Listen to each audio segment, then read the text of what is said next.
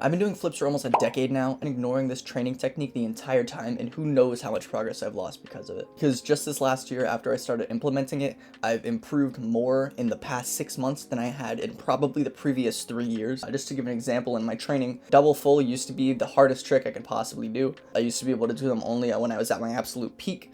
But this year, after I started doing this technique, in addition to obviously training my double full, I can throw dub fulls into lines like nothing now, and I don't really consider it as my hardest trick anymore. I hope that can kind of attest to the, value of using this technique. To start, we need to understand the mechanics of doing a flip. When you do a flip, obviously you throw your arms up, that kind of generates your height, then you tuck your knees to your chest. This is just the basic kind of mechanics to doing a flip, because tucking your knees to your chest is going to make you smaller, so you can flip a lot better, and then throwing your arms up is going to give you that upward momentum. But what do you use to tuck? You actually don't use your legs to tuck, you use your abs to tuck. That's the motion of bringing your leg up like that. That's why one of the most popular ab exercises is leg raises. And we can take advantage of this to kind of bolster our ability to tuck. But the thing is, no one really does. With the exception of gymnastics and pretty much all of the flipping sports, no one actually trains abs intentionally to make them flip better. And even those who do are training abs incorrectly. And I'm gonna explain to you exactly how you can train correctly. Like for me personally, I never strength trained at all before I actually started realizing this. The best thing about training abs as opposed to training legs is that you don't actually need a gym. You just need some dumbbells and a bar,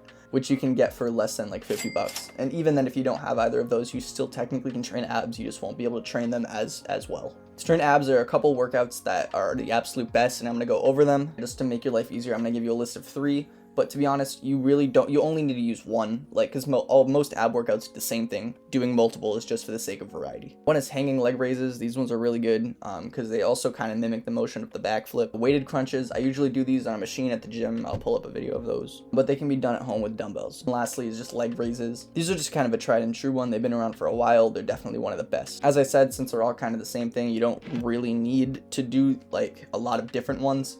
You can just do the same ones over and over again, but there is one thing about them that many people get wrong. But before I let you know what that is, I just wanted to remind you to subscribe, because I have been on the YouTube grind lately, making multiple videos a week. And so if you found value in this so far, make sure you do hit the button. It doesn't cost anything to you, and it'll make my day. In order to train abs, you have to train weight over reps. A lot of people, for some reason with abs, they'll train for like reps of like 25 to 50 to even 100, but there's really no point in doing this. It's just stupid. Abs are like any other muscle. In order to train them for strength, you have to go for like reps of 8 to 12, 15 at the very most. So now you know how to train your abs in terms of weight training, but how often should you train? A lot of people don't know that either.